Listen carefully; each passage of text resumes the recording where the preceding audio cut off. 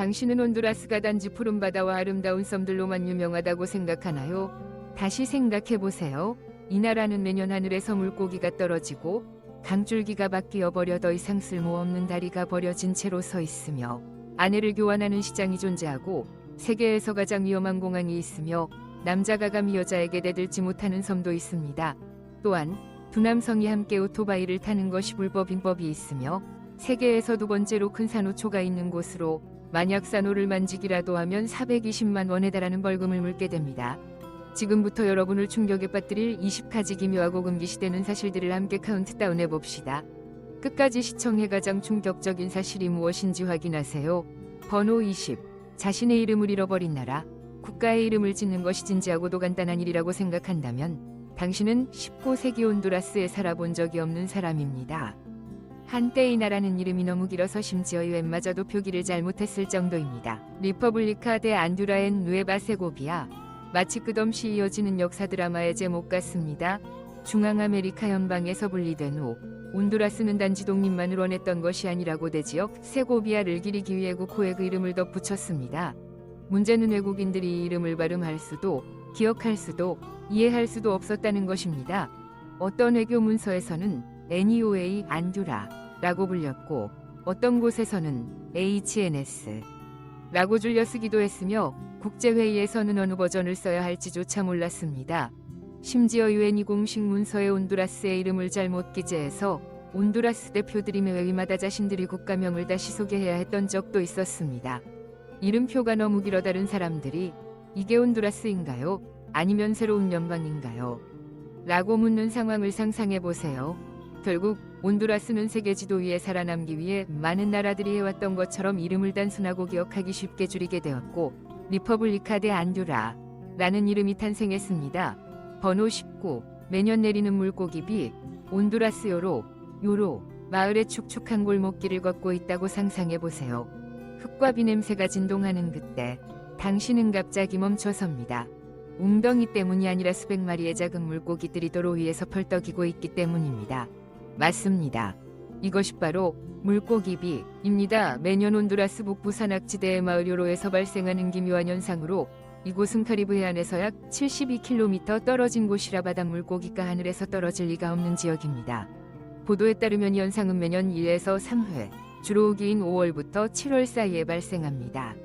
물고기들은 거리, 집 앞, 심지어 채소밭에도 흩어져 있으며 마치 누군가 보이지 않는 비행기에서 뿌린 것처럼 보입니다. 1970년 내셔널 지오그래픽 팀이 이 현상을 우연히 목격했습니다. 실제로 물고기가 하늘에서 떨어지는 장면은 보지 못했지만 지면이 토종이 아닌 민물고기로 뒤덮여 있다는 사실은 확인했습니다. 일부 과학자들은 이 물고기들이 지하가이나 동굴 속에 살다가 폭우 후범람으로 인해 지상으로 밀려났다고 주장합니다. 또 다른 이론은 회오리 바람이 멀리 떨어진 수역에서 물고기를 빨아들였다가 마을 위에 떨어뜨렸다는 것이지만 이렇게 바다에서 먼 내륙에서 그런 일이 가능한 걸까요? 흥미롭게도 동물이 하늘에서 떨어졌다는 기록은 다른 지역에서도 존재합니다. 호주와 중국에서는 개구리, 멕시코에서는 작은 개가 그런 사례입니다. 하지만 매년 물고기비가 내리는 곳은 세계에서 온두라스의 요로뿐입니다. 이 현상이 너무도 독특해서 마을은 물고기비 축제, 페스티벌 데 라 류비아 데 페스를 개최하며 행진, 생선 튀김, 단체 기도를 통해 이를 기립니다. 과학과 신앙, 전설, 지역 관광이 결합된 축제입니다. 현지인들은 과학적 설명에는 별로 신경 쓰지 않습니다.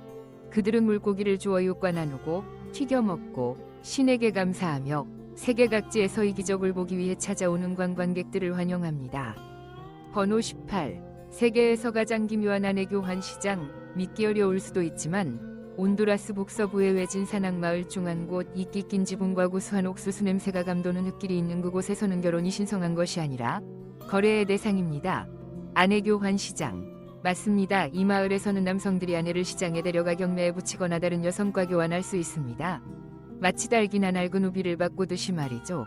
어떤 경우에는 진짜 아내일 수도 있고 어떤 경우에는 이전 시장에서 이미 교환된 적이 있는 여성들이며 이들은 몇 포대의 쌀, 염소 한 마리 또는 오래된 라디오 한 대의 가치로 여겨집니다. 이곳 아이들 중 많은 수는 자신이 친어머니가 누구인지조차 모릅니다. 왜냐하면 이 결혼시장은 마치 옥수수 수확철처럼 자주 열리기 때문입니다. 이 관습은 여성들이 재산 소유권을 갖지 못하던 식민지 이후 시대부터 이어져 온 것으로 아내 교환은 일종의 재산 이전 방식이었던 것입니다. 1998년 온두라스 국립자치대학교 인류학연구에 따르면 이산악지대 위남성 중 27%가 최소 한 번 이상 아내를 교환한 적이 있다고 응답했습니다. 온두라스 정부는 이 관습을 근절하기 위해 노력해왔습니다. 2007년에는 클린튼 카타이어, 나, 그라시아스 에이디오스, 신께 감사 같은 기묘한 이름을 아이에게 짓는 것을 금지했으며 아내 교환은 연 3회로 제한된 특정 시장에서만 허용하도록 법을 제정했습니다. 왜 온두라스가 중미에서 혼인신고가 되지 않은 결혼 비율이 가장 높은지 궁금하셨나요? 아마도 이 풍습이 그 질문에 대한 가장 가혹한 해답일 것입니다. 만약 당신이 배우자를 우표처럼 교환할 수 있는 곳에 산다면 기분이 어떻겠습니까? 아래에 당신의 생각을 댓글로 남겨주세요. 혹시 세상 어딘가에 있는 또 다른 기이한 풍습을 알고 있다면 모두를 놀라게 할 수 있도록 공유해주세요. 번호 17. 세계에서 가장 위험한 공항에 착륙하지 마세요. 만약 당신이 온두라스를 방문할 계획이 있거나 단순히 이 나라에서 가장 좋은 공항이 어디인지 궁금하다면 테구시갈파에 위치한 톤콘틴 공항에 착륙하는 것은 다시 한번 생각해보는 것이 좋습니다. 이 공항은 세계에서 가장 위험한 공항 중 하나로 손꼽히며 수도 한가운데에 자리 잡고 있습니다. 고산 지형과 빽빽한 도시 건물들로 둘러싸여 있는 이 공항에 착륙하려면 조종사는 착륙 직전에 약 45도 각도로 급선회를 해야 합니다. 이는 아무 조종사나 할 수 있는 일이 아닙니다. 더구나 활주로 길이는 약 2160m에 불과한데 이는 미국 로스앤젤레스 공항 렉스 위활주로 길이의 절반에 불과합니다. 그럼에도 불구하고 보잉 757과 같은 대형 여객기가 이곳에 착륙해야 합니다. 이처럼 험난한 지형으로 인해 많은 항공편들이 사고를 피하지 못했습니다. 예를 들어 2008년에는 타카항공 TACA 위에어버스 A320 이활주로를 벗어나 공항 외부 고속도로에 추락하는 사고가 있었습니다. 이는 드문 사고가 아닙니다.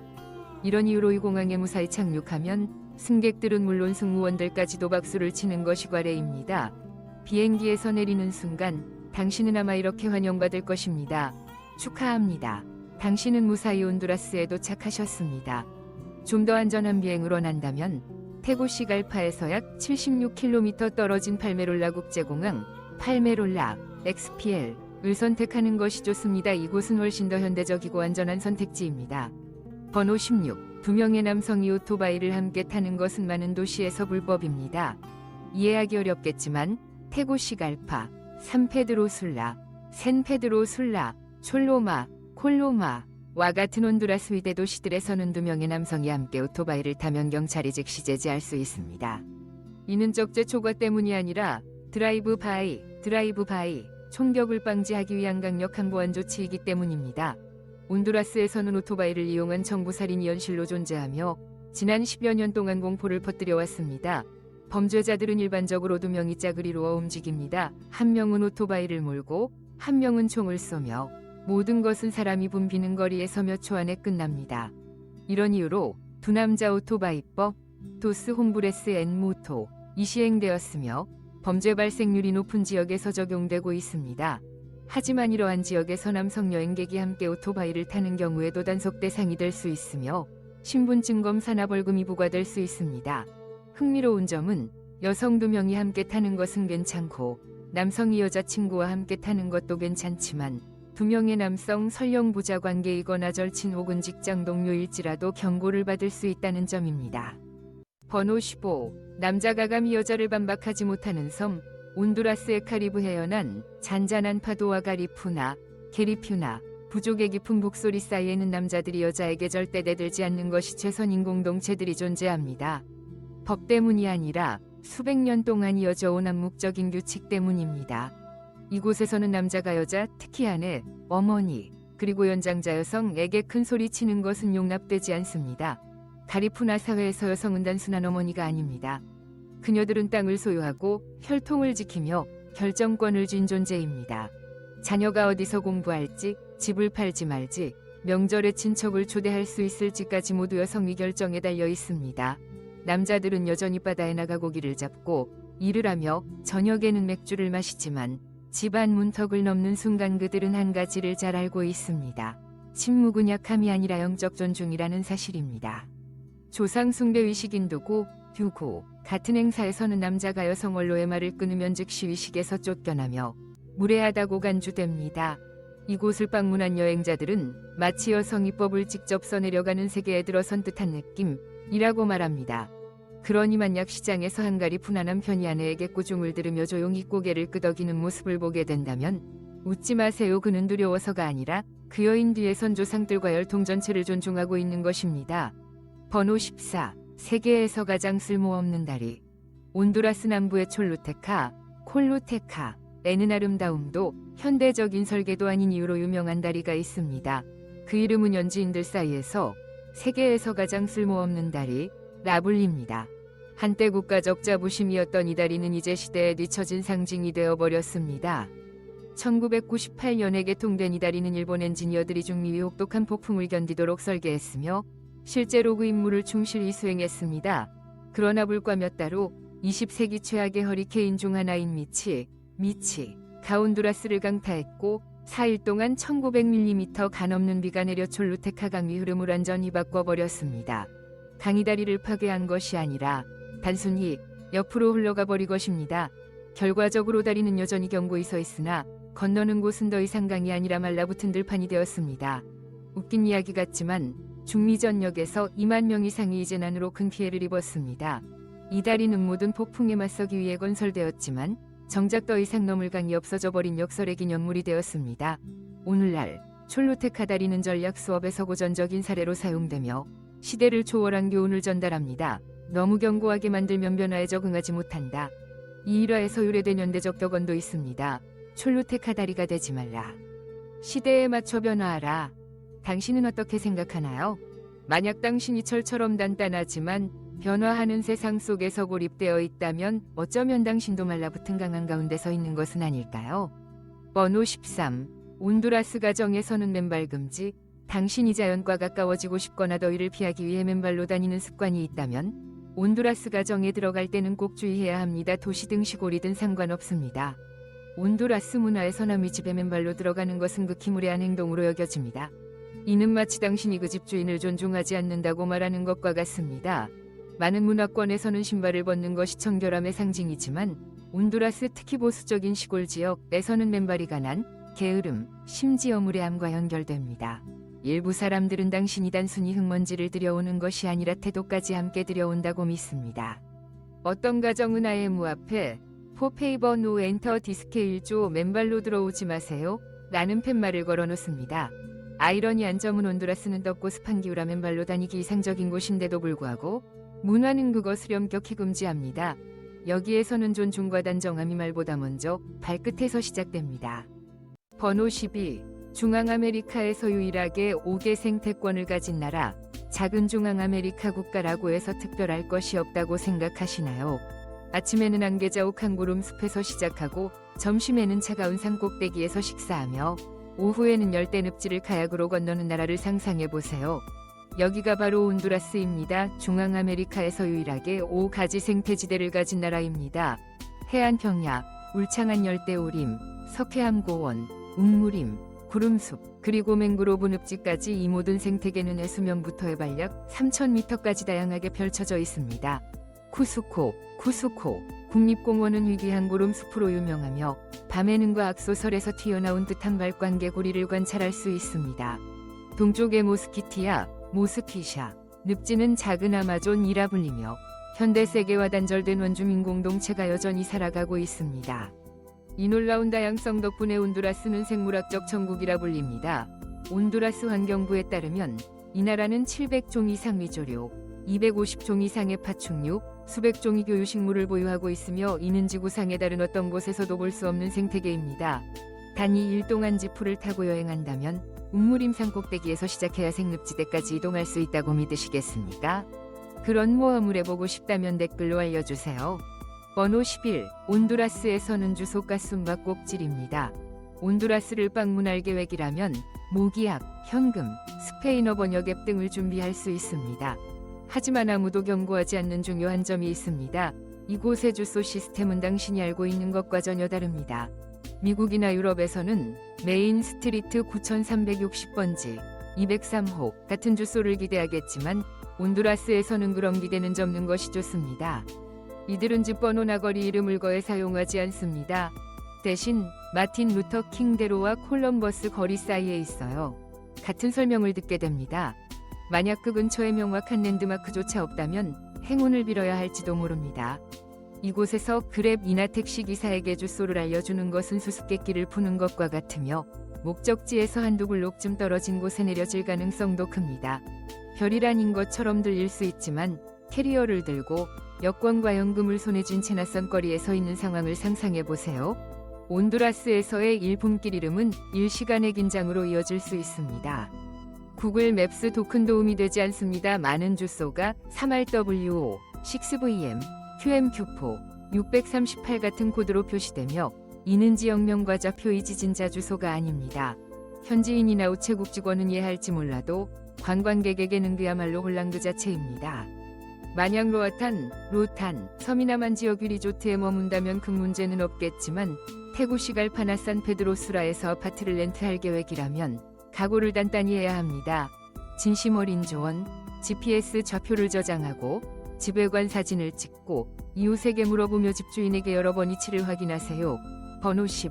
아보카도 나무 아래에 묻는 태반 랭카 여성들의 영혼심 깊은 습. 온두라스 서부 산악지대에 사는 랭카 원주민 여성들은 수백 년 동안 신성한 풍습을 지켜오고 있습니다. 바로 아이의 태반을 아보카도 나무 아래에 묻는 것입니다. 이들에게 태반은 생명의 부산물이 아니라 아이의 영혼과 어머니 대지 파차마마를 잇는 다리입니다. 아기가 태어나 울음을 터뜨리는 순간 어머니나 할머니는 태반을 바나나 잎에 싸고 정결한 채로 보존한 후 아보카도 나무 아래 깊은 구덩이를 파고 묻습니다. 아보카도는 지속성과 내면의 성장을 상징하는 나무로 여겨집니다. 그들은 나무 뿌리가 신성한 부분을 감싸고 영양분을 주고받으며 아이의 영혼을 자라게 한다고 믿습니다. 아보카도 나무 아래에 태반이 묻힌 아이는 깊은 뿌리를 가진 사람으로 성장하며 성정이 차분하고 욕망이나 분노에 쉽게 흔들리지 않는다고 여겨집니다. 어떤 마을에서는 태어난 날 밤에 달빛색이나 별자리를 기준으로 묻는 위치를 정하기도 합니다. 아이가 첫 마디를 할 때 나무 껍질에 이름을 새기는 가족도 있습니다. 이는 대지의 운명을 맡긴다는 약속이기도 합니다. 사춘기에 이르면 뿌리 깨우기 위식이 열립니다. 가족이 아보카도 나무 주위에 촛불을 켜고 어머니가 나무에 손을 얹은 후 자녀의 가슴에 손을 얹어 생명의 수액을 전합니다. 이 풍습은 책에 기록되어 있지 않지만 자장가와 노래 그리고 산속에서 아이를 낳는 여성들의 흙 묻은 손을 통해 전해져 왔습니다. 이것은 단순한 전통이 아니라 하나의 삶의 철학입니다. 인간의 뿌리는 자연과 위조화에서 시작되어야 한다는 것입니다. 번호 9. 조상 목욕의식 고인을 기억하며 살아있는 이들과 뿌리를 잇는 성스러운 샘물. 이 의식은 조용하지만 상징적이며 깊은 영적 울림을 지닌 풍습입니다. 가족의 기일 아침, 안개가 대지를 덮고 샘물이 몸을 움츠리게 할 만큼 차가운 이른 새벽, 갓걸음 마를 때 나이부터 허리가 굽은 노인까지 온 가족이 함께 말없이 아무 말도 없이 신성한 물줄기로 내려갑니다. 각자 손에는 야생화 한 줌과 속삭이는 기도 하나를 담아 물 위에 띄웁니다. 마치 조상에게 전하는 마음을 담아 보내는 듯이 그들은 샘물을 대지의 심장에서 흐르는 피라고 믿으며 그물 속에 몸을 담그는 것이 조상과 후손 사이의 유대감을 다시 살아나게 하는 행위라 여깁니다. 어떤 가족들은 물 위에 작은 나무잔을 띄워 그 안에 고인이 생전에 남긴 머리카락 한 올을 담아 당신은 잊히지 않았다 고전하기도 합니다. 이 위식에는 무당도 북소리도 없습니다. 다만 물 안개 속에서 서로 얼어붙은 포옹과 맞잡은 손길이 조상에게 속삭입니다. 우리는 여전히 기억하고 있습니다. 조상의 피로 살아갑니다. 조상 목욕의식은 씻어내기 위한 것이 아니라 사람들 내면 깊숙이 잠든 성스러움을 다시 일깨우기 위한 행위입니다.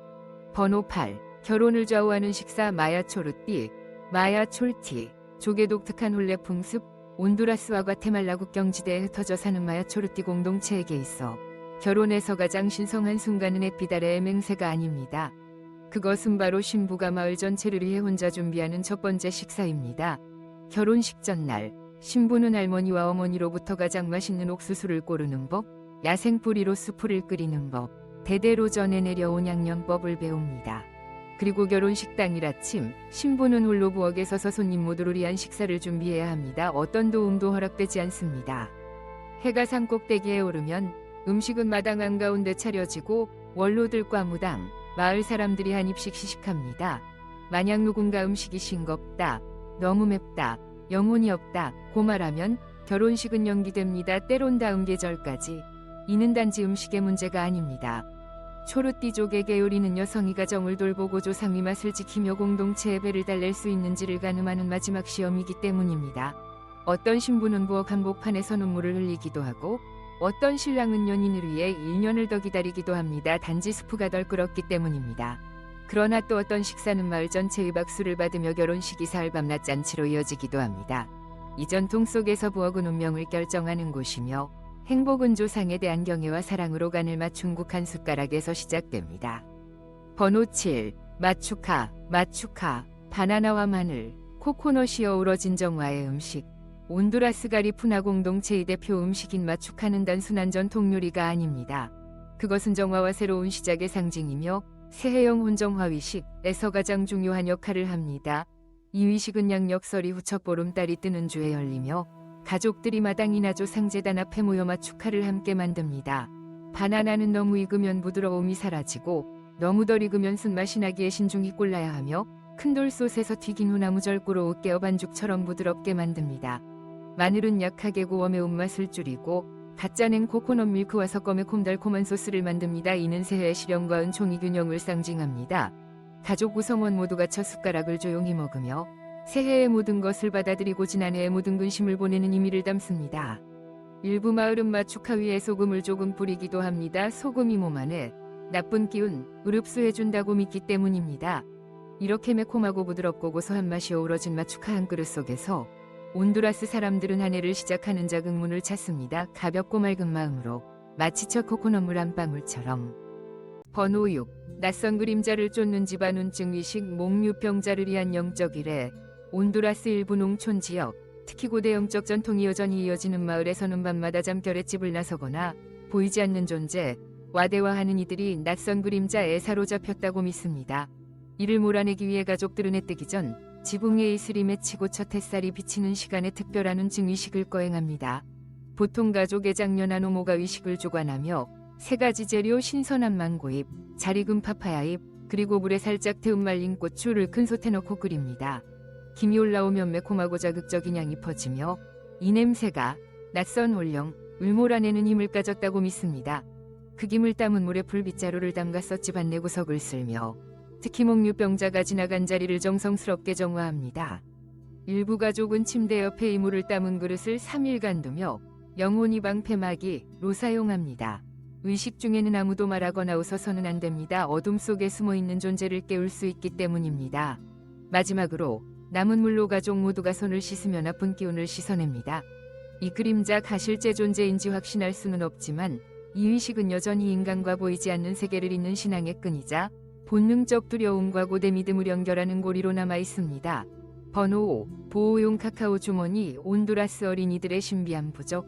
온두라스 농촌 지역, 특히 가리푸나와 렌카 공동체에서는 어린아이 위 가슴에 말린 카카오 씨를 넣는 작은 주머니를 걸어주는 고대의 부적 풍습이 전해집니다. 이 작은 주머니는 갈색 또는 짙은 붉은색의 거친 천으로 바느질되며 안에는 7에서 9알의 엄선된 카카오 씨가 들어갑니다. 보통은 그의 첫 수확에 깨끗하고 강한 향기를 지닌 씨앗입니다.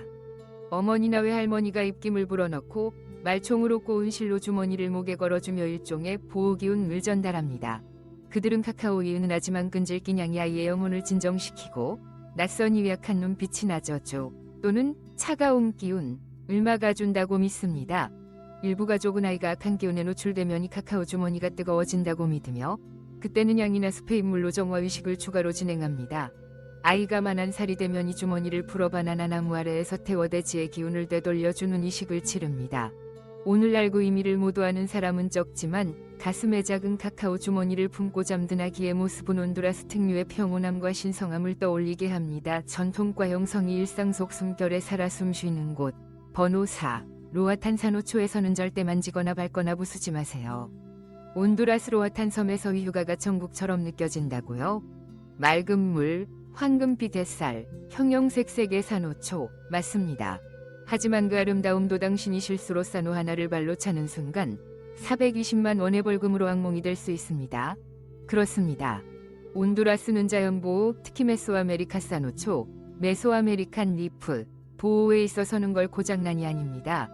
이 산호초는 길이 약 700km에 걸쳐 멕시코, 벨리즈, 과테말라, 온두라스를 지나며 세계에서 두 번째로 큰 산호 초골락으로 호주의 그레이트 베리어 리프 다음으로 규모가 큽니다. 다이빙 천국이라 불리는 로아탄 인근 해역은 500종 이상 위어류, 65종 이상 위산호, 바다거북, 매너티, 심지어 고래상어까지 서식하는 생물 다양성이 보고입니다. 더 놀라운 사실은 산호 한 줄기가 1년에 고작 0.2에서 5cm 밖에 자라지 않는다는 점입니다. 즉, 당신이 무심코 밟은 산호는 수세기에 걸쳐 자라온 생명체일 수 있습니다. 법은 명확합니다. 산호에 손대지 말 것, 위에 서지 말 것, 너무 가까이에서 수영하지 말 것, 살아있는 조개 껍데기를 절대 줍지 말 것, 위반 시 의도하지 않았더라도 최대 420만 원의 벌금과 함께 국외 추방 조치를 당할 수 있습니다. 번호 3. 비닐봉지에 담긴 물을 마시는 문화. 온두라스에 가스먹기 마르면 판매자가 플라스틱 병이나 캔이 아닌 물이 담긴 작은 비닐봉지를 꺼낸다 해도 놀라지 마세요. 이건 불리타, 라 불리는 현지에서 매우 일반적인 방식입니다. 다소 기이하게 느껴질 수 있지만 이 비닐봉지는 약 40만 600ml 용량이며 양쪽 끝이 밀봉되어 있습니다. 마시는 방법은 간단합니다. 한쪽 모서리를 위로 물어뜯고 아기젖병처럼 빨아 마시면 됩니다. 다소 이상해 보이지만 사실 꽤 실용적이고 저렴합니다. 단 35램피라 약 300원도 되지 않습니다.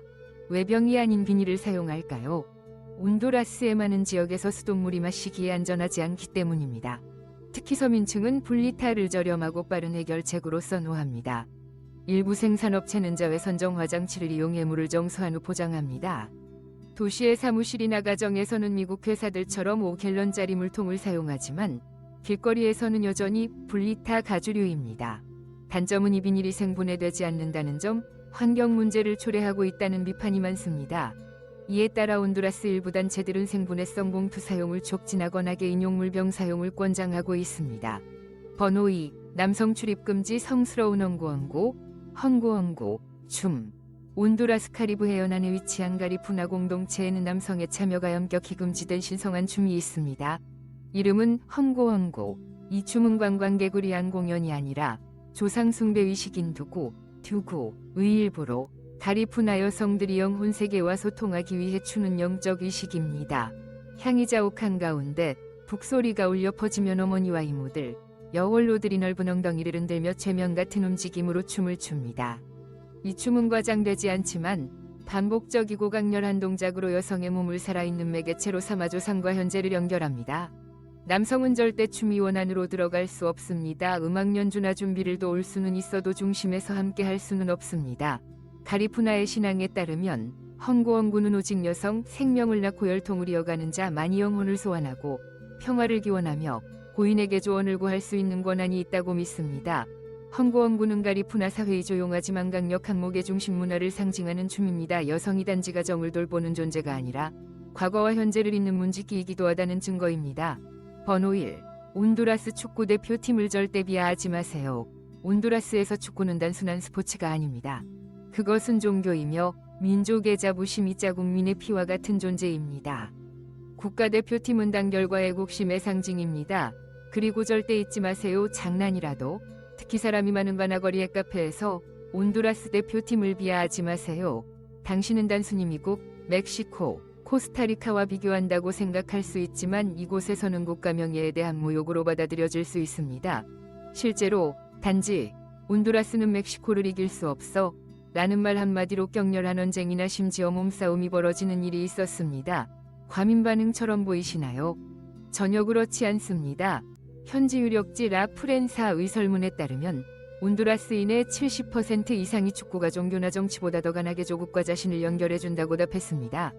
특히 월드컵이나 CONCACAF 예선 시즌이 되면 전국이 열광에 휩싸입니다. 고라나의 거리가 축제장으로 변하고 아이들은 유니폼을 입고 등교하며 어른들은 자동차에 국기를 달고 이웃 전체가 환호 속의 하루를 보냅니다. 우리는 지금까지 온두라스에서만 볼 수 있는 기묘한 법, 금기, 그리고 현실 같은 농담을 탐험해왔습니다. 어떤 사실이 당신을 가장 놀라게 했나요? 혹시 당신도 어느 나라에서 모르는 사이에 법을 어긴 적이 있나요? 전 세계의 기이한 문화, 암묵적인 규칙, 믿기 어려운 진실을 알고 싶다면 지금 구독 버튼을 누르고 알림을 켜세요. 다음 영상에서 다시 만나요.